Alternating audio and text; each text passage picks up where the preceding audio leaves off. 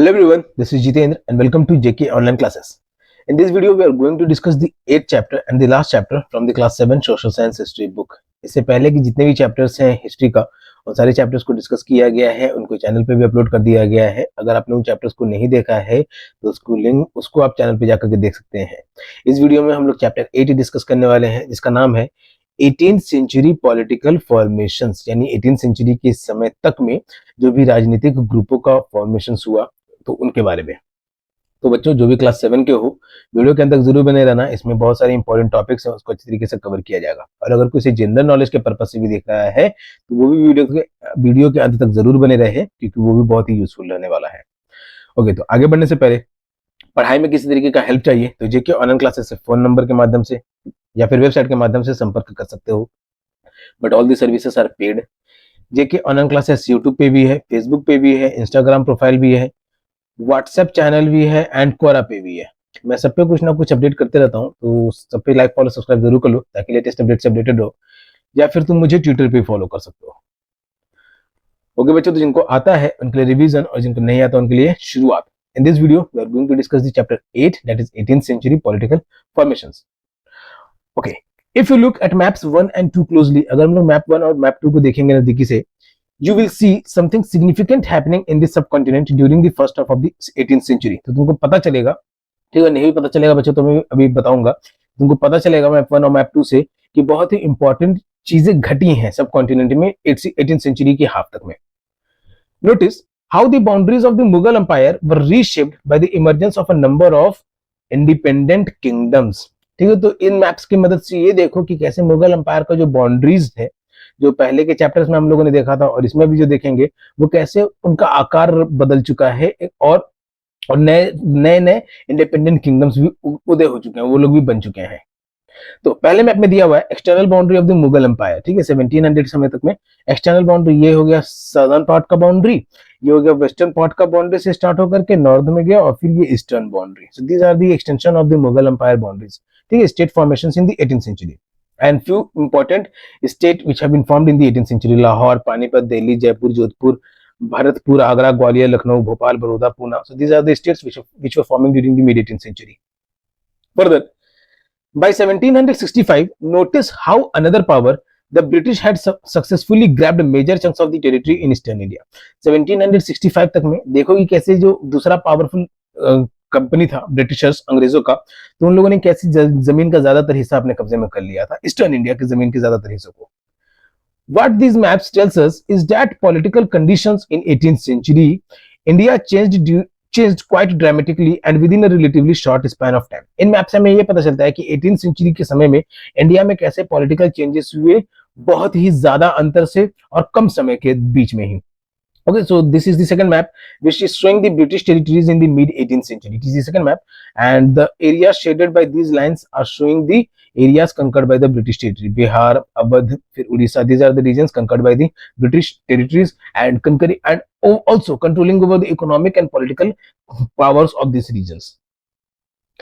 In this chapter, we will read about the emergence of new political groups in the subcontinent. इस chapter में हम लोग नए political groups का emergence देखेंगे subcontinent में during the first half of the 18th century and how these political groups emerged during the first half of the 18th century. ठीक है, 18th century के first half में एक political group जो वो कैसे emerge हुए.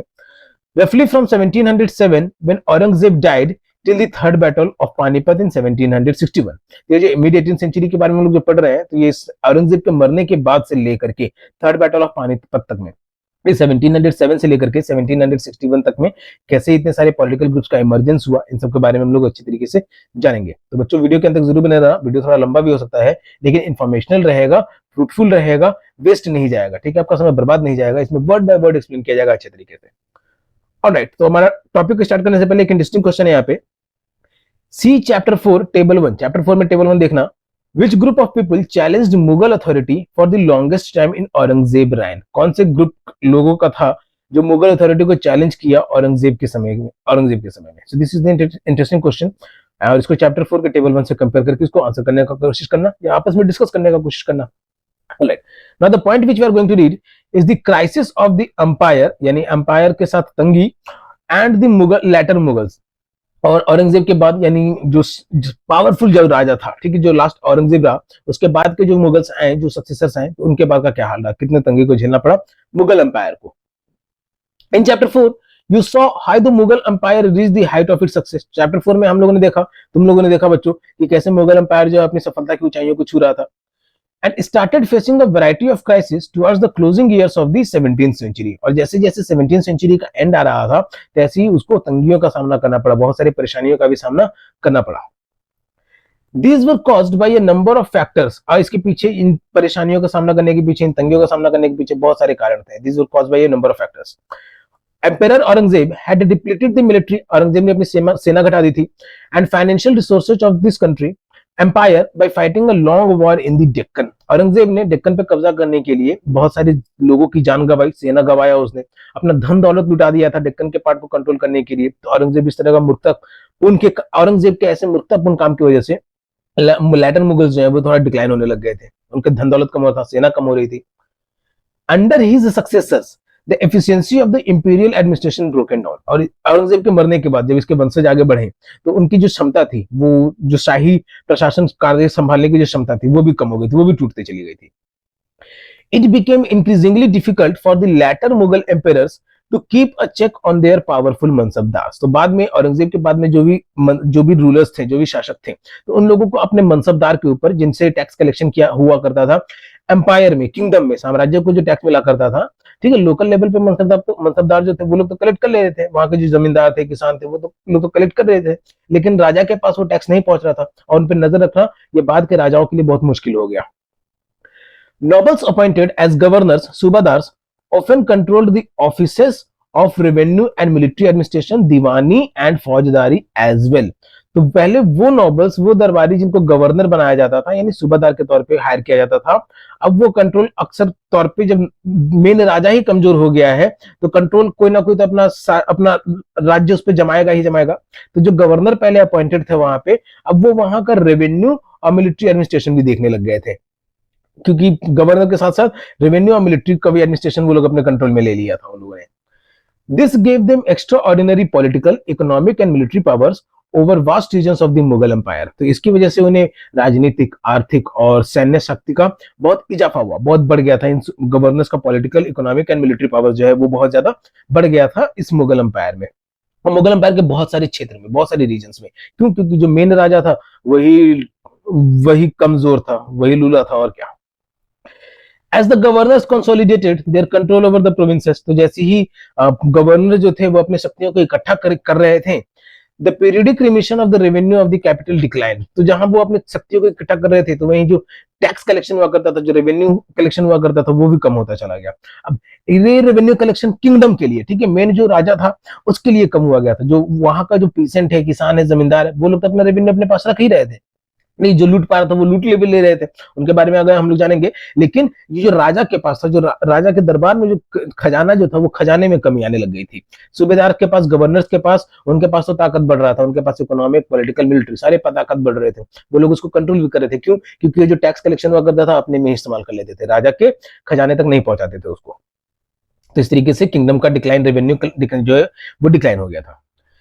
Peasant and zamindari rebellions in many parts of the northern and western India added to these problems। किसानों की और जमींदारों के द्वारा जो आंदोलन किया गया, विद्रोह किया गया, जो नॉर्दर्न और वेस्टर्न पार्ट ऑफ इंडिया के, ये इन सब चीजों ने भी बहुत सारी परेशानियों को खड़ा किया। These revolts were sometimes caused by the pressures of mounting taxes। और इन सारे जो भी आंदोलन हुआ करता था, इनके पीछे का सबसे बड़ा कारण हुआ करता था कि जो भी टैक्स, अंधाधुंध टैक्स उनसे वसूला जाता था। तो ये विद्रोह तो कर देते थे, टैक्स कलेक्शन अपने पास रखा करते थे, लेकिन राजा तक, किंगडम के खजाने तक नहीं पहुंचाते थे इसको। At other times, they were attempts by powerful chieftains to consolidate their own positions। और कई बार ऐसा हुआ करता था कि उस रीजन के जो ताकतवर मुखिया हुआ करते थे, तो अपने शक्तियों को इकट्ठा करते थे अपने पोजीशन को बरकरार रखने के लिए। Mughal authority had been challenged by the rebellious groups in the past as well. ठीक है, तो मुगल अथॉरिटी को पहले भी, इतिहास में पहले भी बहुत सालों तक कई बार इस तरीके के आंदोलनों का सामना करना पड़ा था। ठीक है, मुगल अथॉरिटी ही क्यों, इससे पहले के भी जितने भी किंगडम्स थे उन सबको भी कुछ ना कुछ चैलेंजेस का सामना, रिबिलियंस का सामना करना पड़ा था. Why it is talking about Mughal authority? Because we are studying about the 18th century, the end of the medieval period. But these groups were now able to seize the economic resources of the region to consolidate their positions. अब ये जो रिबिलियस groups थे, भले ही ये लोग आंदोलन कर रहे थे, थोड़े कमजोर थे मेन राजा के तुलना में, लेकिन ये यहाँ के जो आर्थिक साधन हुआ करते थे उसको अपने इकट्ठा करके अपने आप को मजबूत बना करके रख सकते थे. The Mughal emperors after Aurangzeb were unable to arrest the gradual shifting of political and economic authority into the hands of provincial governors, local chieftains and other groups. Aurangzeb के बाद जो भी मुगल एम्पायर्स थे तो वो लोग ये इकोनॉमिक और पॉलिटिकल अथॉरिटी को अपने अंडर में नहीं रख पाए, वो लोग कमजोर थे. आसान शब्दों में औरंगजेब के जितने भी मुगल अथॉरिटी थे, जो भी रूलर्स थे, एम्पायर्स थे, वो लोग कमजोर थे औरंगजेब के बाद, कि वो लोग राजनीति पे भी और आर्थिक स्थिति पे या मिलिट्री स्थिति पे भी अपना कंट्रोल वो लोग नहीं बना सके. और ये सारे के सारे पावर जो है वो गवर्नर्स के पास, लोकल चिफ्टन्स के पास, या फिर और कोई लीडर है अगर उस ग्रुप को, तो उनके पास से पावर जो है वो जा रहे थे. ऑलराइट, कुछ इंपॉर्टेंट फैक्ट्स हैं यहाँ पे, तो इसको हम लोग बाद में रीड करेंगे. आगे क्या है, in the mids of this economic and political crisis, तो जहां पे ये आर्थिक और राजनीतिक तंगी के समय था, तो उसके बीच में the ruler of Iran Nadir Shah sacked and plundered the city of Delhi in 1739. तो ईरान का शासक था नादिर शाह, वो दिल्ली पे हमला किया और लूट करके चला गया 1739 में. And took away immense amounts of wealth, और भरपूर मात्रा में ये धन दौलत लूट के ले गया था 1739 में ईरान के शासक रूलर नादिर शाह के हमला के बाद. This invasion was followed by a series of plundering raids by the Afghan ruler Ahmad Shah Abdali. तो नादिर शाह के हमला करने के बाद अफगान का रूलर था अहमद शाह अब्दाली, उसने भी उसके पीछे पीछे बहुत सारा हमला किया, और नहीं तो 5 बार, ठीक है. Who invaded North India 5 times between 1748 and 1761. तो अहमद शाह अब्दाली ने नॉर्थ इंडिया पे 5 बार लगभग हमला किया 1748 से 1761 के बीच में, और ये भी अच्छा खासा लूट करके लेके चला गया अपने भारत देश से. Already under severe pressure from all sides. Now the Mughal Empire was also declining. Its control over its provinces was declining. So already under severe pressures from all sides. चारों तरफ से इसको बहुत सारा दबाव बना हुआ था. The empire was further weakened by competition amongst different groups of nobles. और ये शासक जो साम्राज्य था, एम्पायर जो था, ये और कमजोर हो गया अपने नोबल्स के कॉम्पिटिशन के बीच में ही. देखिए, अपने नोबल्स के कॉम्पिटिशन के बीच में कि कोई आकर के, कोई धनी आकर के, कोई दरबार का ऐसा आदमी आकर के कह दिया कि राजा जी हम जाकर के सबसे ज्यादा टैक्स कलेक्शन करवाएंगे, कोई दूसरा कह रहा है कि हम ज्यादा करवाएंगे, इसके चक्कर में वो कोई टैक्स ज्यादा लगा दे रहा है, कोई अलग तरीका अपना रहा है. तो इन नोबल्स के बीच में भी कॉम्पिटिशन बढ़ने लग गए थे. They were divided into 2 major groups or factions. ये दो ग्रुप्स में बढ़ गए थे, फैक्शंस में बढ़ गए थे. The Iranis and the Turanis, nobles of Turkish descent. ठीक है, तो एक तो ईरान के रूलर के फॉर्म में और दूसरा टर्किश रूलर्स के फॉर्म में. अब मुगल्स ये ईरानी और तुरानी में कैसे डेवलप हुए, तो मुगल एम्पायर में सारे धर्म के लोगों को कंट्रोल को इंक्लूड किया जा रहा था, और मुगल एम्पायर में सारे धर्म के लोगों को बराबरी का मौका दिया जाता. तो इसीलिए अब जब मुगल एम्पायर डिक्लाइन होने लग गया था, तो यहाँ के जो नोबल्स थे वो मेनली 2 ग्रुप में डिवाइड हो गए, ईरानी एंड तुरानी में. For a long time the later Mughal empires were puppets in the hands of either one or the other of these two powerful groups. तो लंबे समय तक में बाद के औरंगजेब के बाद के जो सक्सेसर्स रहे मुगल एम्पायर के, तो वो इन दोनों ग्रुप्स के हाथों के या तो किसी एक का या तो दोनों ही ग्रुप के हाथों के कठपुतली बन के रह गए. The worst possible humiliation came when 2 Mughal empires, so सबसे बड़ा खराब बात तब झेलना पड़ा मुगल एम्पायर को, जब 2 मुगल एम्पायर्स को फारूक सियार जो कि 1713 से 1719 के बीच में रहा, and Alamgir II from 1751 to 1759 were assassinated. ठीक है, तो इनको मार दिया गया था. And 2 others, Ahmad Shah 1748 to 1754 and Ahmad Shah Alam 1758 to 1816 were blinded by their nobles, और इनको अपने नोबल्स के द्वारा अंधा कर दिया गया था. सो दिस वर, ये राजाओं के बारे में बताया जा रहा है कि उन लोगों ने अपना औकात कितना गिरा लिया था कि उसके नीचे काम करने वाले अब उसको मार दे रहे हैं, उसको अंधा कर दे रहे हैं, उसको इस तरीके कर दे रहे हैं. मेन कारण क्या था कि ये लोग फालतू की चीजों में ज्यादा अपना समय गंवाने लग गए थे. With the decline in the authority of the Mughal empires, तो जैसे मुगल के शासकों की अथॉरिटी में कमी आते गया, the governors of the large provinces, subahdars and the great zamindars consolidated their authority in different parts of the subcontinent. तो जो भी बड़े बड़े प्रांतों के जो गवर्नर्स थे या जमींदार थे, तो उन लोगों ने इकट्ठा किया अपने जमीनों को, अपनी ताकत को और इकट्ठा किया, और अपने अथॉरिटी उन लोगों ने जमा लिया, ठीक है। जब राजा को मार दिया जा रहा है, राजा को अंधा कर दिया जा रहा है, तो प्रजा क्या विश्वास कर सकती है कि राजा उनकी क्या रक्षा करेगा। तो इसीलिए वहां के जो जमींदार थे, गवर्नर थे, सूबेदार जो थे, उन लोगों ने अपनी ताकत को इकट्ठा किया और अपने प्रोविंस को उन्होंने बनाना शुरू किया, such as Awadh, Bengal and Hyderabad. और इस तरीके से नए प्रोविंसेस का जन्म हुआ, जैसे अवध, बंगाल और Hyderabad. So this were the decline of the Mughal empire. अब दो इंपॉर्टेंट पॉइंट्स हैं यहाँ पे। पहला, rich harvest and empty coffers, ठीक है, कि उपज तो बहुत हो रही है, अच्छी खासी हो रही है, लेकिन खजाना, शाही खजाना जो है वो कम है, तो ये rich harvest and empty coffers. The following is the contemporary writers account, ये एक लेखक के द्वारा लिखा गया है, और ये अंग्रेजी में नहीं लिखा गया है बच्चों, ठीक है। अंग्रेजी के लेखक ने जरूर इसको लिखा है, इसको दूसरे भाषा में लिखा गया था, यहाँ बस तुमको पढ़ाने के लिए इंग्लिश में यहाँ पे ट्रांसलेट किया गया है।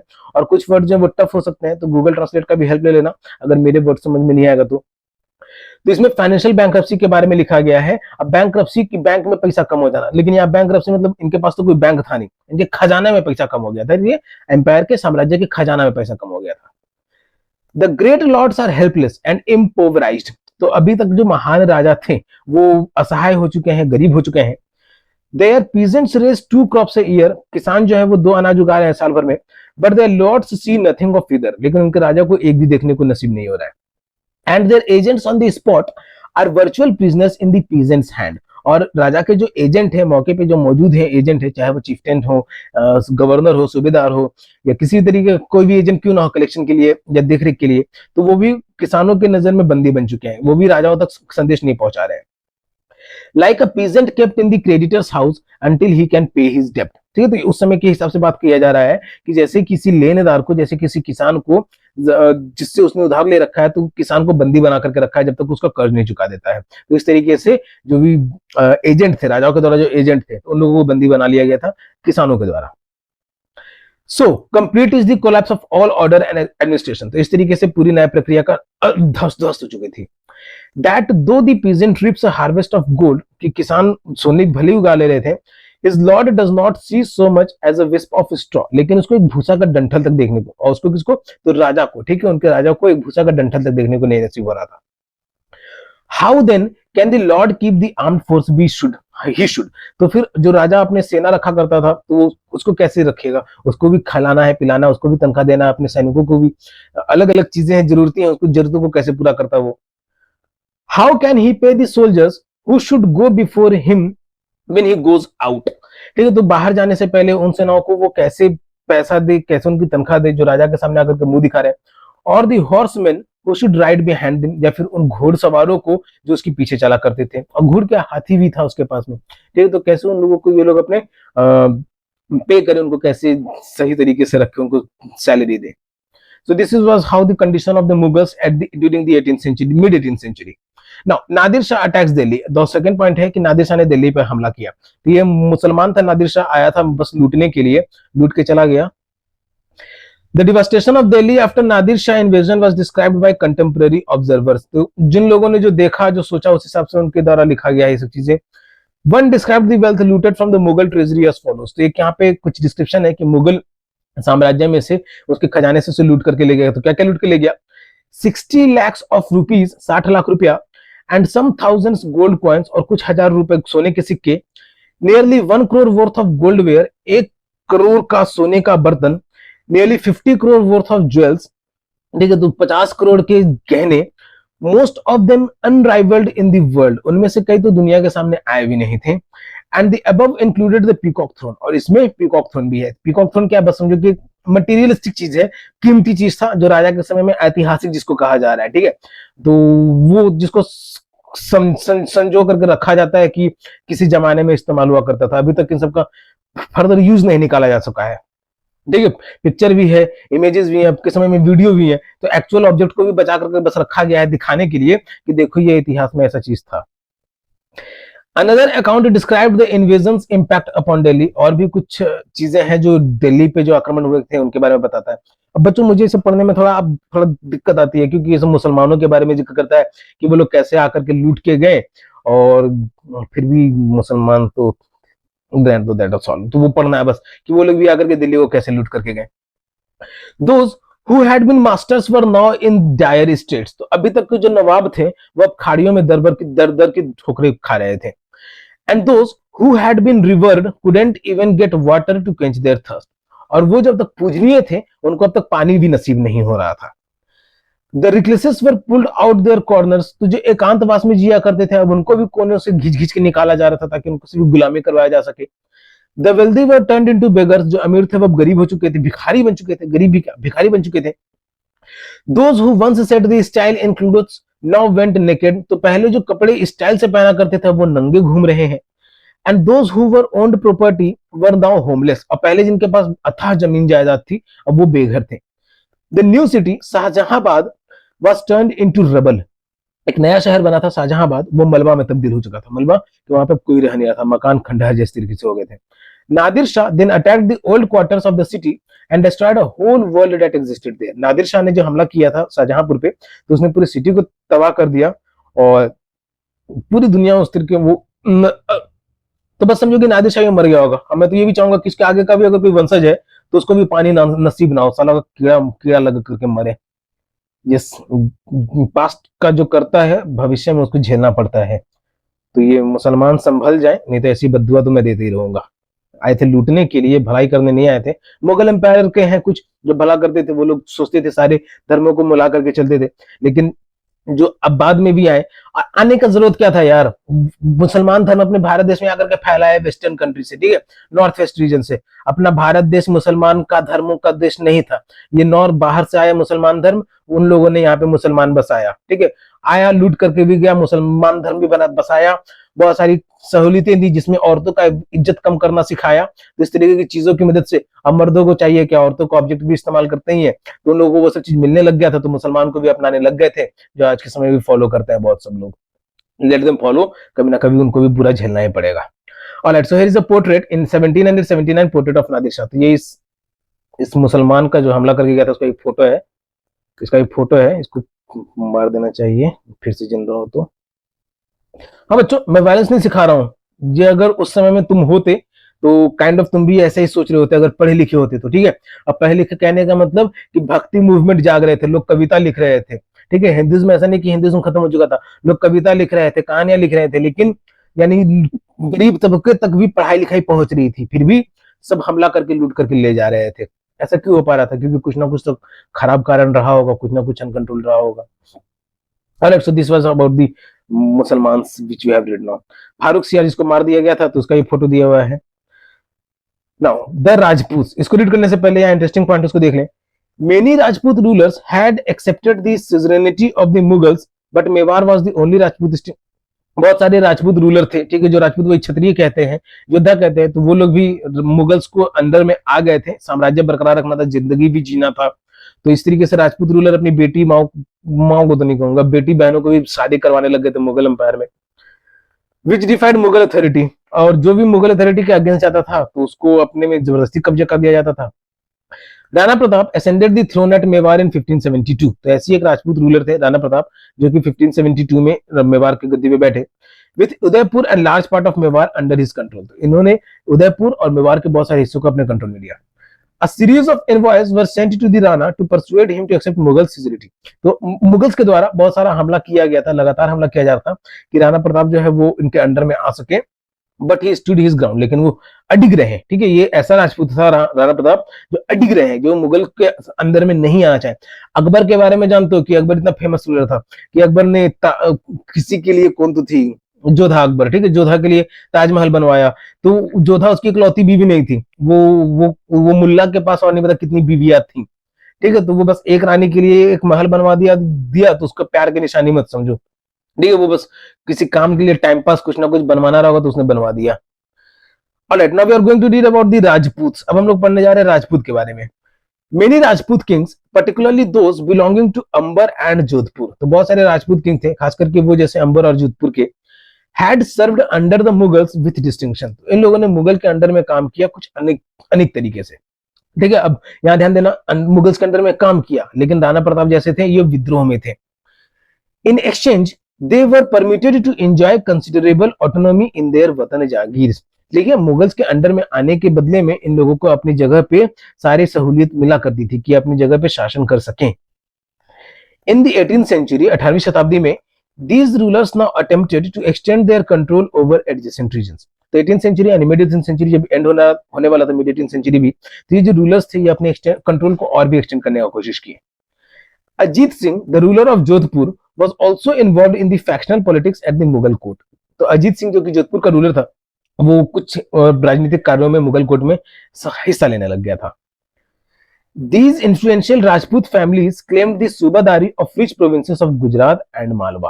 तो ये असरदार प्रभाव वाले जो राजपूत परिवार थे, इन लोगों ने अपनी सूबादारी, भले ही मुगल के कंट्रोल में थे, इन लोगों ने अपनी बहन बेटियों को शादी करवा दिया था, लेकिन अपना राजा वाला स्थिति तो बनाए रखना था। तो गुजरात और मालवे के क्षेत्र को इन लोगों ने अपने अंडर कंट्रोल करने लग गया था जब मुगल एम्पायर कमजोर पड़ने लग गया था। Raja Ajit Singh of Jodhpur held the governorship of Gujarat and Sawai Raja Jai Singh of Amber was the governor of Malwa. तो गुजरात के गवर्नर का पद संभाला राजा अजीत सिंह ने, और मालवा के गवर्नर का पद संभाला सवाई राजा जय सिंह ने। These offices were renewed by the Emperor Jahandar Shah in 1717। और इन दोनों ऑफिसेस को, यानी गुजरात और मालवा के ऑफिसेस को फिर से रिन्यू किया गया जहांदार शाह के द्वारा। और जहांदार शाह था कौन? तो मुगल एम्पायर का शासक था after the Aurangzeb.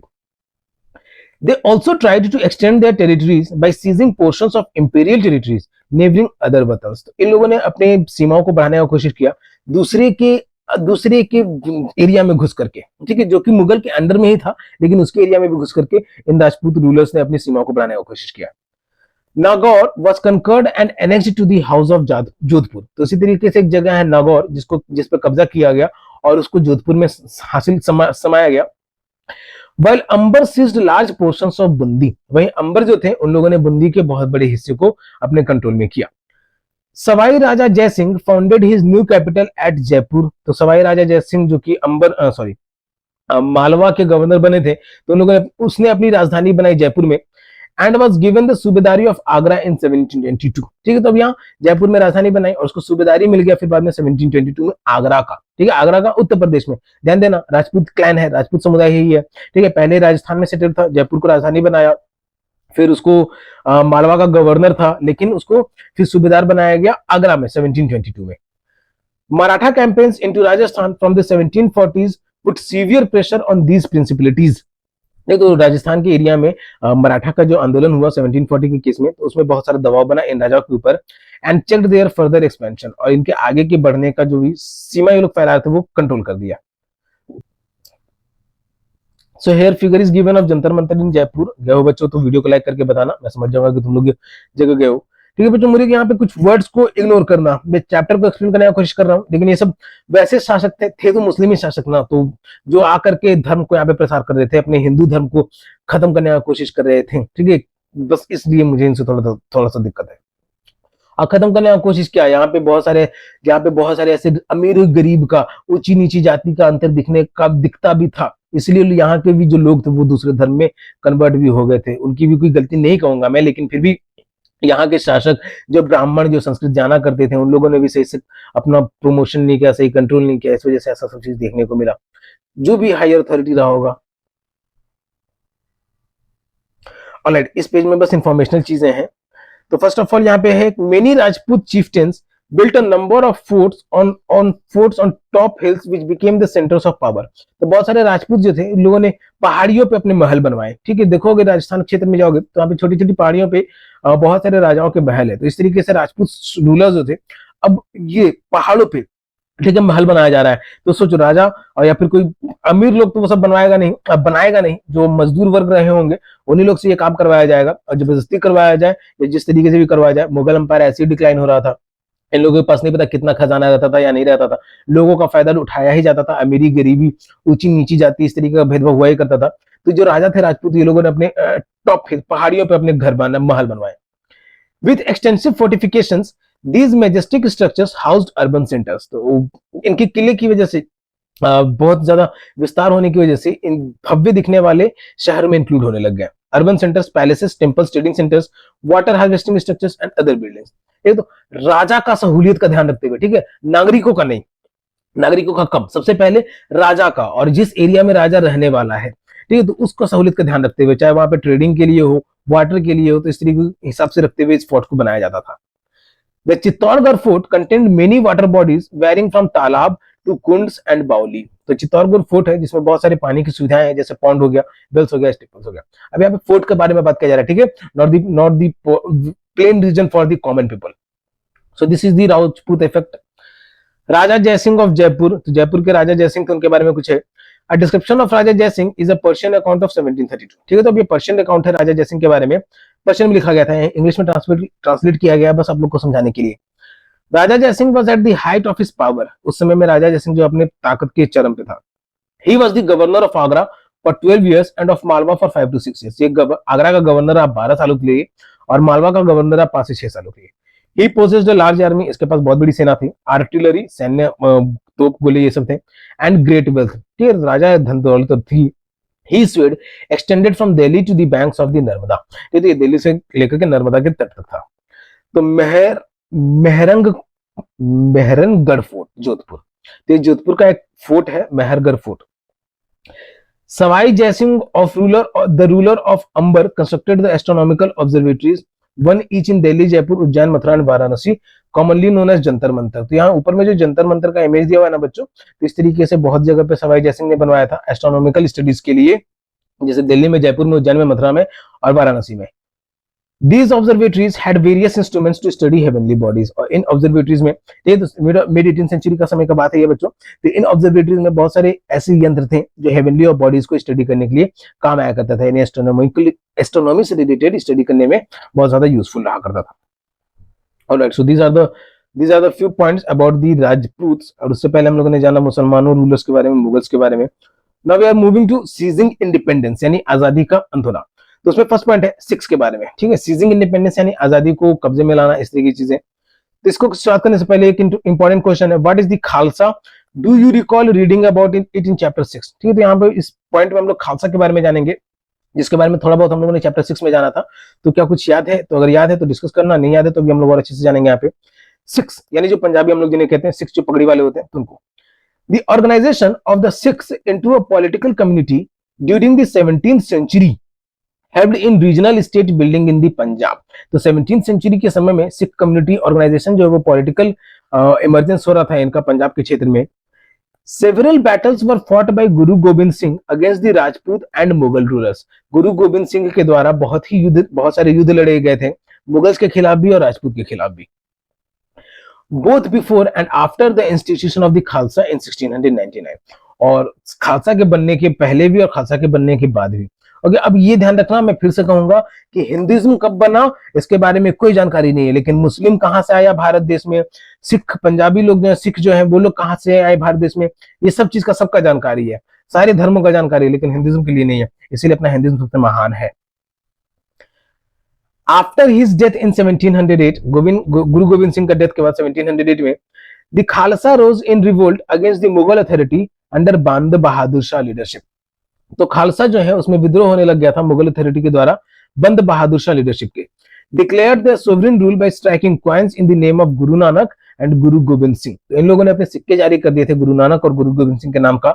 And establish their own administration between the Sutlej and the Jamuna, और सतलज और जमुना के क्षेत्र के बीच में पंजाबी और सिख जो थे, सिख कम्युनिटी जो थे, खालसा कम्युनिटी जो था, इन लोगों ने अपना एडमिनिस्ट्रेशन खुद एस्टैब्लिश कर लिया था सतलज और जमुना के क्षेत्र के बीच में।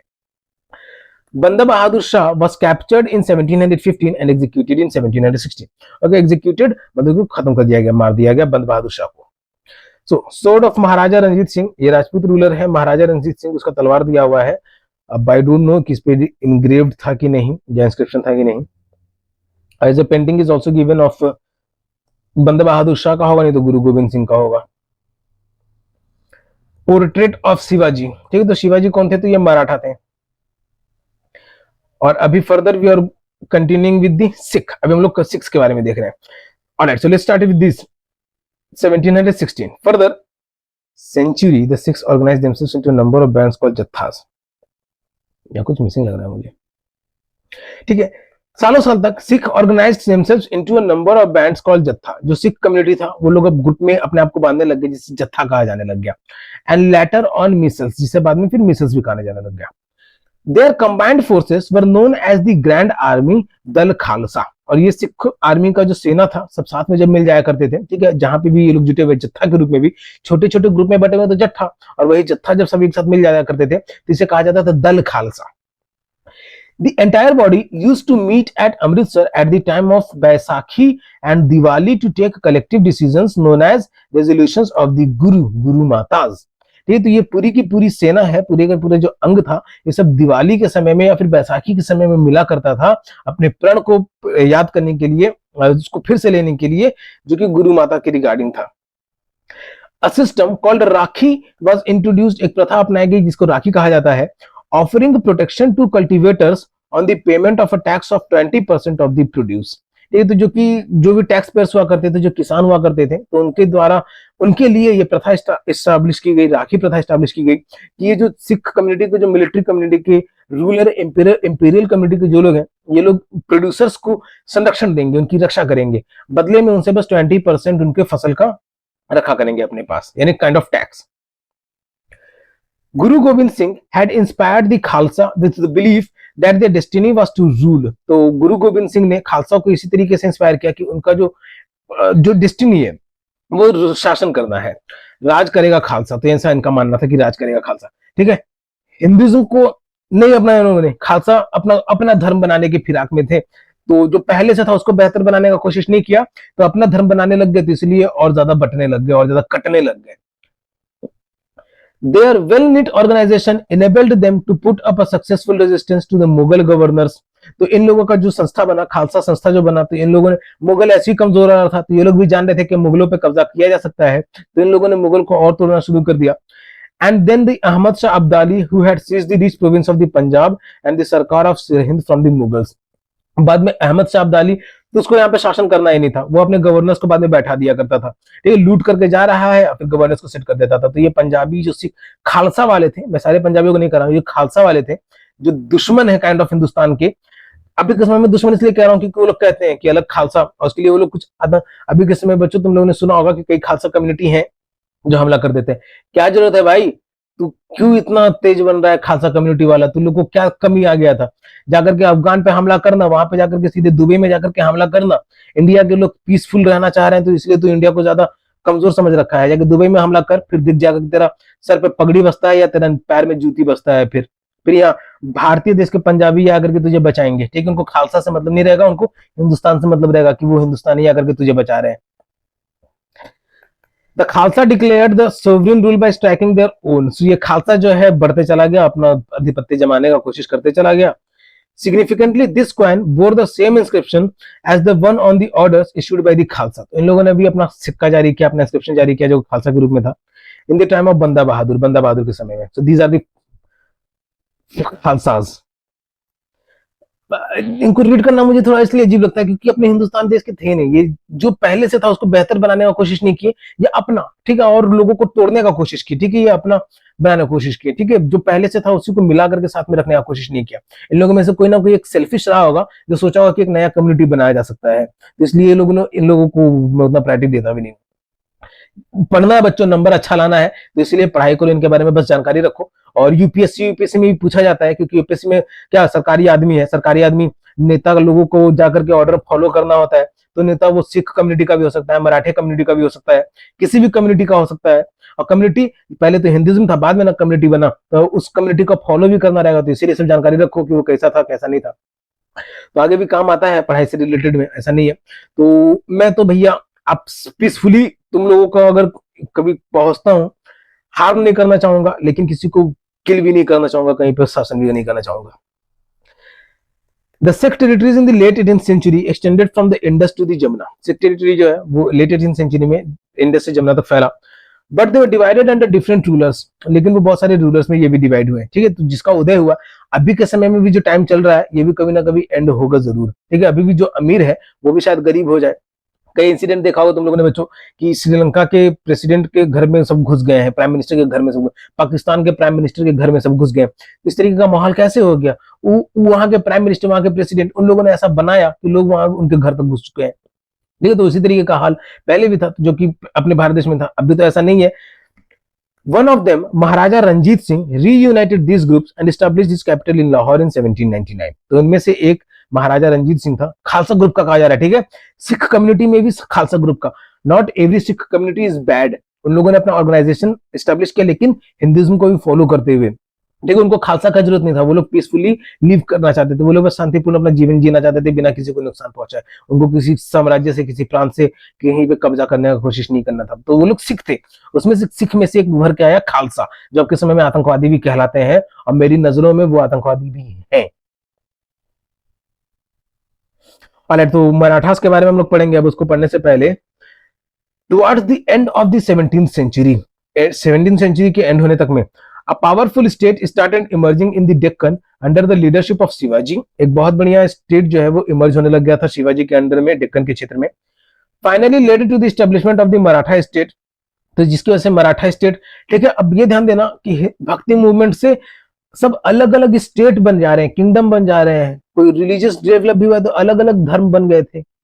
अपने हिंदुइज्म को कोई बरकरार रखने के लिए बहुत कम ही थे, ठीक है, उनको उस तरह का रिसोर्सेस नहीं मिल रहा था कोई को उनको बरकरार रख सके, तो इसीलिए अलग अलग धर्म ही बन जा रहे थे।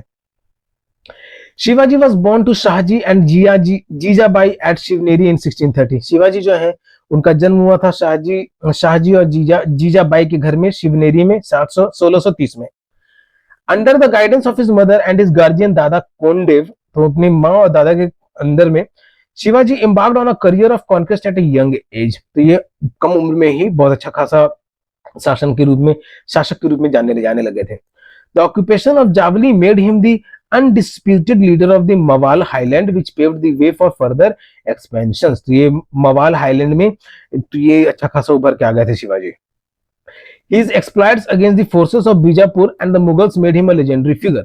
तो जो भी बीजापुर के द्वारा अत्याचार किया जाता था तो उसके खिलाफ ये उठा करते थे, आवाज उठाते थे, तो इसलिए एक ज्यादा पहचान वाले शख्सियत बन गए थे डेक्कन रीजन में।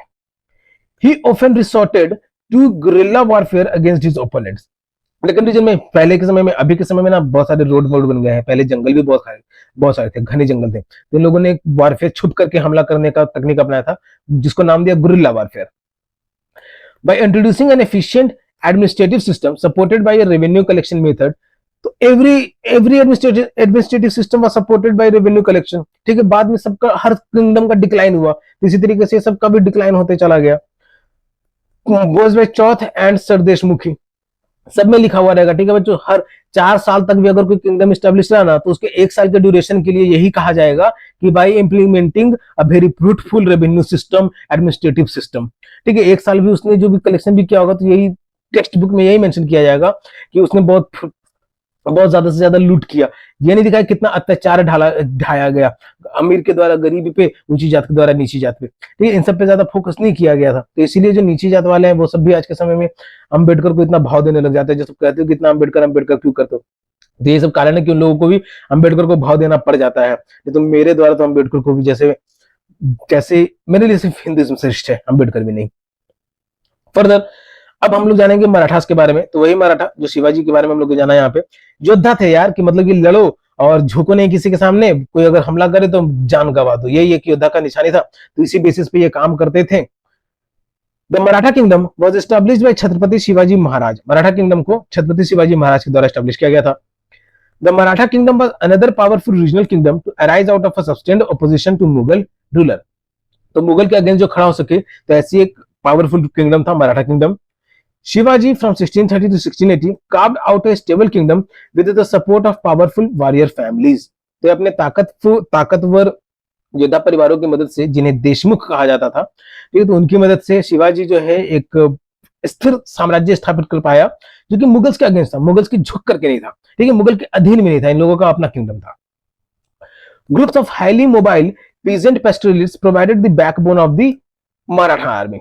तो जो भी मोबाइल, ठीक है बच्चे, यहाँ पे ये टर्म का ध्यान रखना कि मोबाइल जो एक जगह से दूसरी जगह जाकर के रहने वाले थे, नॉट दिस सेटल्ड, ठीक है, एक जगह से दूसरी जगह मूव करने वाले किसान, चरवाहे जो थे, तो वो लोग मराठा आर्मी के रीढ़ की हड्डी की तरह साबित हुए। Shivaji use this forces to challenge the Mughals in the peninsula. तो शिवाजी ने इन सारी सेना की मदद से मराठा को चैलेंज किया पेनिनसुला रीजन में। After Shivaji's death effective power in the Maratha state was wielded by a power of Chittapavan Brahmins who served Shivaji's successors as Peshwa। तो शिवाजी के मरने के बाद कोई चिट्टपवन ब्राह्मण संस्कृत पढ़ने वाला था, तो उसको शिवाजी का सक्सेसर के रूप में, जो कि पेशवा समाज का, उसको हायर कर दिया गया। मैं इसको नहीं फोर्स करूंगा बच्चों, ठीक है। जरूरी नहीं कि सबका सब 100 में से 100% तुम्हारे दिमाग में याद ही हो जाएगा। ये कुछ किंगडम्स है जिसके बारे में अगर डीपली कहीं पे पर्टिकुलरली अगर पूछा जाता है तो फोकस करना, नहीं तो इतना मैं फोकस नहीं करूंगा इन सब चीजों पे। Yes, Poona became the capital of the Maratha kingdom, ठीक है। पूना जो है मराठा किंगडम का एक कैपिटल बन गया था। अंडर द पेशवास, पेशवास के अंडर में the Marathas developed a very successful military organisation. जो मराठा थे वो एक सक्सेसफुल मिलिट्री ऑर्गेनाइजेशन, ठीक है। अब मिलिट्री ऑर्गेनाइजेशन यानी सैन्य अधिपत्य, सेना जो मार काट करती है, तो ये भी उतने ईमानदार नहीं रहे होंगे। हर क्षेत्र में ये भी सब जगह ईमानदार नहीं रहे होंगे। ये भी कई जगह अपना जबरदस्ती जोर जबरदस्ती दिखाया होगा इन लोगों ने भी। Their success lay in by passing the fortified areas of the Mughals. इन लोगों को शक्ति मिलती गई, ज्यादा सफलता हासिल होते गए। जब ये लोग मुगल्स के द्वारा जो एरिया कब्जा किया हुआ था उसको ये लोग आक्रमण करके अपने अंडर ले आया करते थे। By raiding cities and by engaging Mughal armies in areas, ये शहरों पे आक्रमण करके, ठीक है। आक्रमण कर रहे हैं मतलब मारेंगे भी लोगों को, ठीक है। ऐसा तो नहीं है कि जाकर के पैर छुएंगे, चरण धोकर के उनके चरण का पानी पिएंगे कि हम आपके यहाँ हमला करने आए हैं, आप अपने पैर धोकर के पानी पिलाओ मुझे, ठीक है। ये लोग भी मारकाट ही करने जा रहे थे। मुगल आर्मीज भले ही वो लोग मुस्लिम बन गए थे तो इंसान थे, उन लोगों को कब्जा में भी करने का नहीं, तो उन लोगों से भी लड़ाई हो रहा था। Where their supply lines and reinforcements could be easily disturbed, ठीक है। जहां पे मुगलों का राशन का व्यवस्था, सैन्य व्यवस्था, असला बारूद का व्यवस्था जो कि ये लोग तंग कर सके, तो इस तरीके से मुगल अंपायर जो कि बड़ा अंपायर था तो उसमें छेद करने लग गए थे ये मराठा। समझो कि चीटी, ठीक है। चीटी क्या कहीं पे भी घुस सकती है ना, तो ये लोग चीटी के रूप में घुसने लग गए थे। बिटवीन 1720 एंड 1761, तो ये मिड 18 सेंचुरी है, 1720 से 1761 के बीच में the Maratha empire expanded, Maratha empire और एक्सपेंड हुआ। It gradually chipped away at the authority of the Mughal empire, ये धीरे धीरे मुगल एम्पायर को खत्म ही कर चुका था। Malwa and Gujarat was seized from the Mughals by the 1720s, Malwa और गुजरात जो है वो मुगल से छीन लिया गया था 1720 तक में। बाय द 1730s, 1730 आते आते the Maratha king was recognised as the overlord of the entire Deccan peninsula. तो 1730 आते आते जो मराठा किंग था वो पूरे पेनिनसुला का राजा कहलाने जाने लग गया था, Maratha king. He possesses the right to levy chauth, उसको अधिकार मिल गया था कि वो चौथ पे अब ये क्या टैक्स फॉर्म था, ठीक है, किसानों को ही, लेकिन किसानों को ही लूट रहा है, ठीक है, अमीर गरीब को और ऊंची जाति वाली नीची जाति वाले को। इन लोगों के पास अभी तक कोई ऐसा साधन नहीं था। अभी के समय में क्या है कि टैक्स है, कोई जॉब कर रहा है, इतना अमाउंट से ज्यादा कमा रहा है तो उसको टैक्स देना पड़ता है, लेकिन पहले ऐसा नहीं था। पहले सब किसानों को ही लूटते थे। तो ये मराठे भी किस उस तरीके के कम नहीं थे, इनके पास भी कोई और रास्ता तो था नहीं, मार काट करके लूट लो, उसी वाला ही पद्धति पे अपना रहे थे। तो चौथ हो गया, सरदेश मुखी हो गया, तो पूरे रीजन में ये सब लूट काट कर रहे थे। अब के कैसे हैं मुझे पता नहीं, लेकिन पहले के थे तो थे इस तरीके से, और कोई ऑप्शन भी तो नहीं था इन सबके पास। और मैं भी होता तो नहीं पता क्या करता उस समय में, लेकिन इनकी तरह तो नहीं बनने का कोशिश करता। अगर पढ़ा लिखा भी होता तो भी इनकी तरह नहीं बनने का कोशिश करता। आफ्टर रेडिंग दिल्ली इन 1737, 1737 दिल्ली में हमला करने के बाद मराठा के द्वारा the frontiers of Maratha dominion expanded rapidly, तो मराठा डोमिनियन की जो संप्रदाय थी, सीमाएं थी, वो और ज्यादा फैलने लग गई। Into Rajasthan and the Punjab in the north, ठीक है। तो ईस्ट में राजस्थान तक और नॉर्थ में पंजाब तक मराठा का जो डोमिनियन है वो और फैलने लग गया। Into Bengal and Orissa in the east, east में बंगाल और उड़ीसा तक, and into Karnataka and the Tamil Nadu and Telugu countries in the south, और कर्नाटका, तमिल और तेलुगु रीजन के साउथ के क्षेत्रों में। These were not formally included in the Maratha Empire, पहले ये मराठा एम्पायर में इंक्लूडेड नहीं थे, ठीक है। पहले मुगल्स में इंक्लूडेड थे, फिर चोला, चेरा, पारास जैसे जैसे अलग अलग किंगडम थे, तो उस हिसाब से ये लोग डिवाइडेड थे। लेकिन जब मराठाओं का 1730 से मैंने दिल्ली पे कब्जा हो गया तो ये बाकी सारे रीजन में भी एक्सपैंड होने लग गए थे।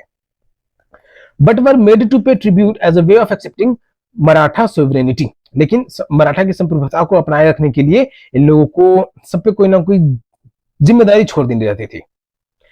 एक्सपेंशन ब्रॉट एनॉर्मस रिसोर्सेज, अब एक्सपेंशन होने की वजह से जो भी लूट काट हुआ करता था, ठीक है, तो ऐसा तो नहीं कि साधु संत थे जाके वहां पे नारंगी सारंगी बजा रहे हैं, ये लोग भी लूट काट ही करते थे, तो उससे बहुत सारा साधन मिला, संसाधन मिला, धन मिला।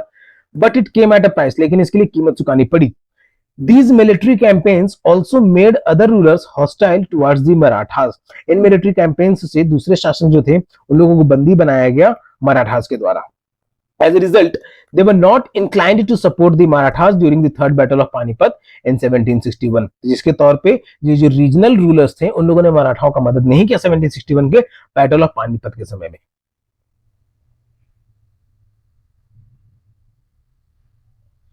Alright, further, Alongside endless military campaigns, इतने सारे military campaigns के बावजूद the Marathas developed an effective administrative system as well. Maratha जो है इन लोगों ने एक प्रशासनिक तरीके काम करने का प्रशासनिक तरीका है जो वो भी बहुत अच्छे तरीके से अपनाया. Once conquest had been completed and Maratha rule was secure, जैसे एक बार कॉन्क्वेस्ट जो वो हासिल हो जाता था, जिस पे भी कब्जा करना होता था वो हो जाता था और जो भी मराठा रूल है वो बन जाया करता था उस एरिया में. Revenue demands were gradually introduced taking local conditions into account. तो जो भी कर अब साम्राज्य स्थापित किया जा रहा है तो वहां से वो कलेक्शन करना रहता था टैक्स का, तो वहां पे भी रूल करने के लिए किसी ना किसी को एडमिनिस्ट्रेशन के लिए लोगों को वहां पे राजा बना दिया जा रहा है या कोई ना कोई चिफ्टन बना दिया जा रहा है मराठाओं के द्वारा. Agriculture was encouraged and trade revived. खेती बाड़ी को और बढ़ावा दिया गया, व्यापार फिर से होने लग गए थे. This allowed Maratha chief Sardar into Scindia of Gwalior like Gwalior. तो ये मराठा चीफ जो थे जैसे सरदार थे तो वो ग्वालियर के सिंधियाओं को पसंद आने लग गए. Gaikwad of Baroda and Bhonsle of Nagpur the resources to raise powerful army. So these are the few communities जिसे जाति कहते हो कि तुम क्या हो. तुम अभी ऊपर में हम लोगों ने एक ऊपर से जाति देखा देशमुख, ठीक है, रिलीजन होगा मराठा कम्युनिटी होगा देशमुख, जैसे सिंधिया, गायकवाड़ हो गया, भोसले हो गया. तो ये सब जो टाइटल होते हैं नामों के, तो उन सब के बारे में ये लोग जो थे ये लोग का आधिपत्य भी जमाने लग गए थे इन लोगों पावरफुल सेना की वजह से. Maratha campaigns into Malwa in 1720 did not challenge the growth and prosperity of the city in this region. तो मालवा के रीजन में मराठा कैंपेन जो था 1720 के समय में, तो इसने ग्रोथ और प्रॉस्पेरिटी को चैलेंज नहीं किया इन शहरों को. Ujjain expanded under Scindias patronage and Indore under Holkars. तो उज्जैन जो है वो बहुत ज्यादा एक्सपेंड हुआ, उसका सेना फैला सिंधिया के राज में, और इंदौर जो है वो होलिकर के राज में. By all accounts these cities were large and prosperous and functioned as important commercial and cultural centres. तो सब मिलाकर के ये था कि ये जो शहर थे वो एक बहुत ही व्यापारिक और सांस्कृतिक केंद्र बन चुके थे मिड 18th सेंचुरी में. New trade routes emerged with in the areas controlled by the Marathas. नए व्यापार के रास्ते खुल गए, ठीक है, व्यापार के रास्ते अब कंट्रोल्ड बाय द मराठास कहने का मतलब कि उस रास्ते से जो भी आना जाना करता था व्यापार के मकसद से, तो उसको टैक्स देना पड़ता था इस तरीके से. जैसे अभी के समय में कहीं पे कोई चुंगी लगा दिया, ठीक है, तो सरकार के द्वारा अगर चुंगी लगा दिया गया कि कोई भी बड़ी गाड़ी गुजरेगी, कोई भी सामान लदा गाड़ी गुजरेगा तो टैक्स देना पड़ जाएगा उस स्टेट में जाने के लिए. तो इस तरीके से मराठास के द्वारा ट्रेड रूट जो है उनको मराठा के अंडर में लाया गया. The silk produced in the Chanderi region now found a new outlet in Pune. तो चंदेरी रीजन में जो सिल्क प्रोड्यूस हुआ करता था, सिल्क हुआ करता था, रेशम की जो हुआ करती थी, तो वो पूना तक जाने लग गया. द मराठा कैपिटल, जो कि मराठाओं का कैपिटल बन चुका था. Burhanpur which had earlier participated in the trade between Agra and Surat now expanded its hinterland to include Pune and Nagpur in the south and Lucknow and Allahabad in the east. बच्चों मैं जान रहा हूं कि इतना बड़ा बड़ा स्टेटमेंट भी रहता है तो तुम लोगों को पढ़ने में दिक्कत आ जाता है, ठीक है. मैं इसलिए कह रहा हूं जिसको नहीं आता है वो कहीं ना कहीं से पढ़ा है, इसको आसान शब्दों में भी उसको एक्सप्लेन किया गया है. तो इतने सारे बड़े बड़े सेंटेंसेस को तुम भी नोट्स बना करके लिखना, जरूर आसान शब्दों में भी लिखने का कोशिश करना, ठीक है. इतना बड़ा सेंटेंस जरूरी नहीं कि एक ही बार में याद आ पाए. इसका मतलब क्या होगा, Burhanpur which had earlier, Burhanpur जिससे पहले जो कि ट्रेड में पार्टिसिपेटेड था आगरा और सूरत के बीच में, तो वो एक्सपेंड हो चुका था पूना और नागपुर तक में, जो कि साउथ में, और लखनऊ इलाहाबाद इन द ईस्ट तक में. तो ये बुरहानपुर जो ट्रेड सेंटर था तो ये एक्सपेंशन हो रहा था इसका अलग अलग रीजन्स में. Alright, so now we are going to read few important points और टॉपिक्स हियर. तो कुछ मराठाओं राजाओं का यहाँ पे लिंकेज दिया हुआ है. छत्रपति शिवाजी महाराज, छत्रपति संभाजी, छत्रपति राजाजी, महारानी ताराबाई, शाहू महाराज, और सोर्स भी दिया हुआ है. ये तो इस तरीके से इसको रीड कर सकते हो. Bajirao one also known as Bajirao Ballal was the son of Peshwa बाजा बालाजी विश्वनाथ. ये भी एक राजा का गुणगान किया गया है बुक में. उसका ये सब पढ़ना इसलिए जरूरी है बच्चों क्योंकि जीके के पर्पस से पूछा जाता है, ठीक है. तो ये सब पढ़ लेना, चौथ को भी पढ़ लेना, यहाँ पे सरदेश मुझे को भी पढ़ लेना. तो ये इन लोगों ने हिंदुइज्म को प्रमोट करने के लिए ज्यादा काम नहीं किया, तो इसलिए मैं इसको रीड करके पूरा एक्सप्लेन नहीं करने वाला वो अभी, ठीक है. बस जान लो तुम लोग यहाँ पे सब आकर के बस फालतू का नौटंकी करते थे सब, ठीक है, ठीक है. अब फालतू का नौटंकी बच्चों में ये सीनियर क्लासेस को बताने वाला बात है, लेकिन तुम जूनियर हो अभी, तो ये सब चीजें जब जान रहे हो तो ये भी जान ही जाओ. फालतू का नौटंकी में इसलिए कह रहा हूं क्योंकि ये लोग हिंदुइज्म को बरकरार रखते हुए मुगलों से लड़ सकते थे, ठीक है. जो फॉरेन इन्वेजर हो रहे उनसे लड़ सकते थे, लेकिन नहीं, इन लोगों को अपना कम्युनिटी बनाना था, तब लड़ना था. तो भाई ऐसे तो फिर नए नए कम्युनिटी बनेंगे और कोई नया कम्युनिटी आकर के ये पुराना कम्युनिटी को भी नाश कर ही देगा, डेफिनेटली नाश कर ही देगा अगर नया नया कम्युनिटी बनते जाएगा तो. फर्दर दी जाट्स, अब जिस कम्युनिटी के बारे में हम लोग जानने जा रहे हैं, कम्युनिटी यानी पॉलिटिकल ग्रुप्स भी, ठीक है, ये सब सिर्फ रिलीजियस ग्रुप नहीं थे, ये पॉलिटिकल ग्रुप भी थे। सिख में जो कि सिख रिलीजियस ग्रुप था, तो उसमें खालसा एक पॉलिटिकल ग्रुप इमर्ज हुआ, मराठास ये एक पॉलिटिकल ग्रुप इमर्ज हुआ, और अब हम लोग जानने जा रहे हैं जाट्स के बारे में। तो लाइक द अदर स्टेट्स, दूसरे राज्यों की तरह, the Jats consolidated their power during the late 17th and 18th centuries. तो जाट जो थे, इन लोगों ने भी अपने शक्तियों को इकट्ठा करके रखा लेट 17th और 18th सेंचुरीज के समय में।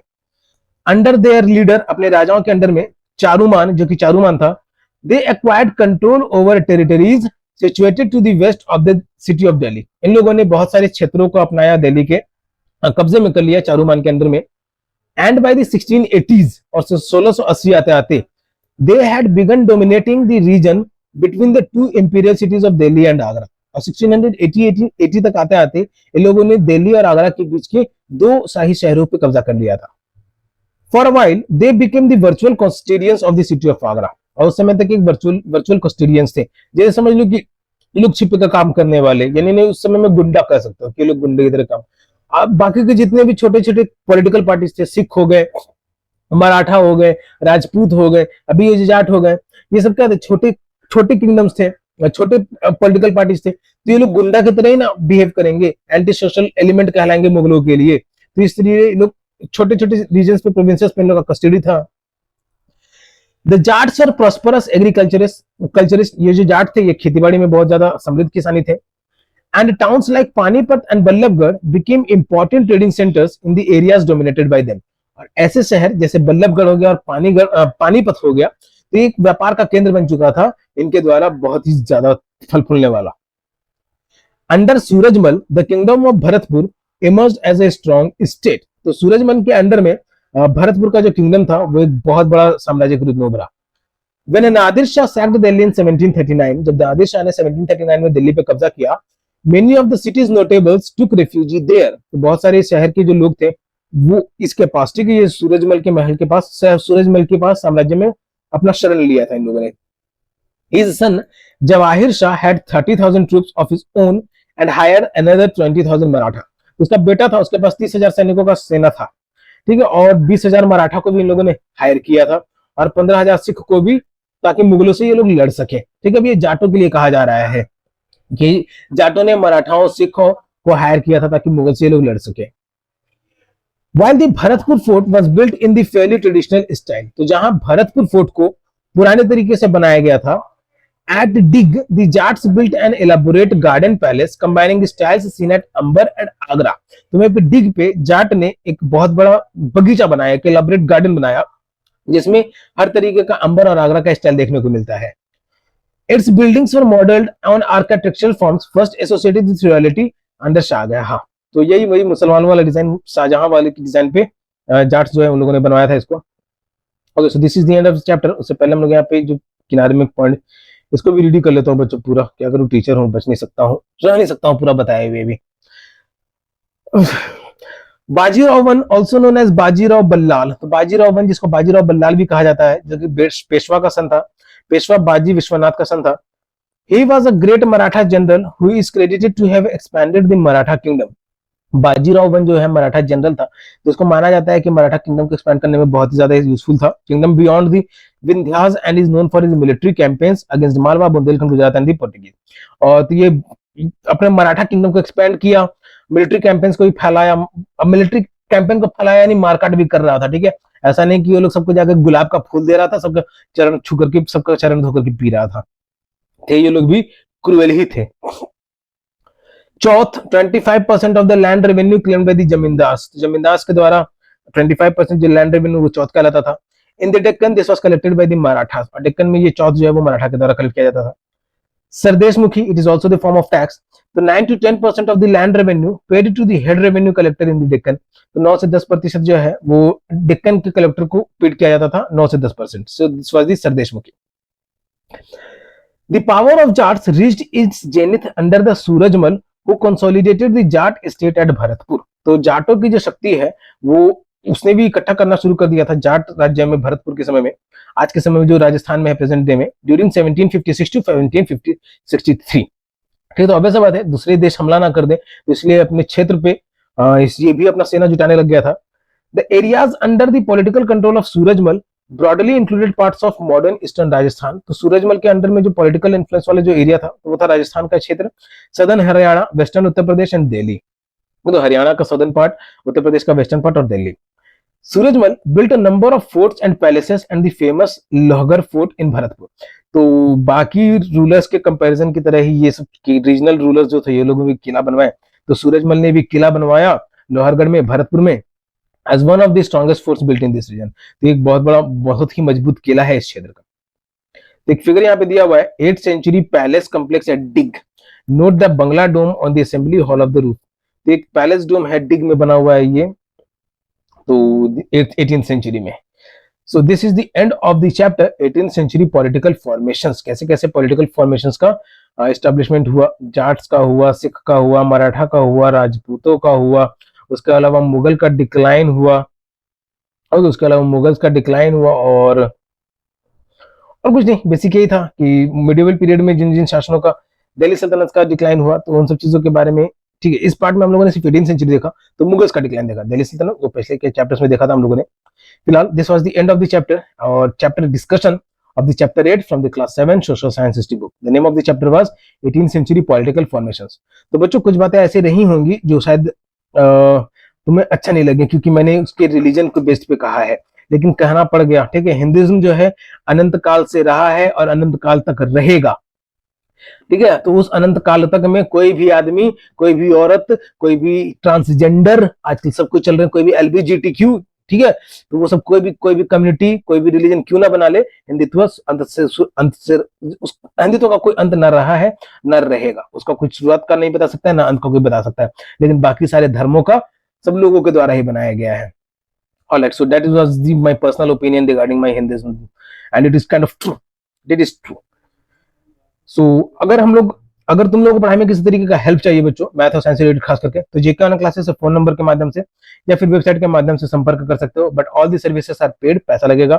जेके ऑनलाइन क्लासेस यूट्यूब पे भी है, फेसबुक पे भी है, इंस्टाग्राम प्रोफाइल भी है, व्हाट्सएप चैनल भी है, कोरा पे भी है। मैं सब पे कुछ ना कुछ अपडेट करते रहता हूँ, सभी जगह लाइक फॉलो सब्सक्राइब जरूर कर लो, या फिर तुम मुझे ट्विटर पे फॉलो कर सकते हो। वीडियो में याद बने हुए हो तो वीडियो को लाइक जरूर कर लो, अपने दोस्तों के साथ भी शेयर कर दो, ताकि उनको भी पढ़ाई में हेल्प मिल सके, और जिनको आता है उनको रिवीजन, जिनको नहीं आता उनके लिए शुरुआत। तब तक के लिए keep subscribing, keep supporting, keep loving and keep learning. Thank you.